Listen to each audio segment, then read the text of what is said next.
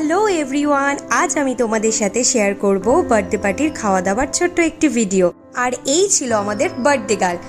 এরপর সোজা চলে এলাম খাওয়া দাওয়ার প্লেটে। তো প্রথমেই ছিল পনির টিক্কা, ফিশ ফিঙ্গার আর ছিল প্রথমেই ফিশ ফিঙ্গারটা খেলাম, দারুণ হয়েছিল খেতে। গ্রিন চাটনি দিয়ে ডিপ করে খেতে টেস্ট যেন আরও দ্বিগুণ বেড়ে গেল। ভেটকি মাছের যে কোনো জিনিসই আমার খেতে কিন্তু দারুণ লাগে। তো চলো এরপরে টেস্ট করলাম পনির টিক্কা। এই যা, পনিরটা খেতে গিয়েই এক টুকরো পনির প্লেটে পড়ে গেল। আর জানো তো, আজকে বার্থডে পার্টি সমস্ত খাবার দাবার দিদি কিন্তু নিজেই বাড়ি থেকে তৈরি করে নিয়ে এসেছিল। এরপর প্লেটে চলে এলো ছোলে ভাটোরে আর সাথে ছিল মাটন কিমার ডাল।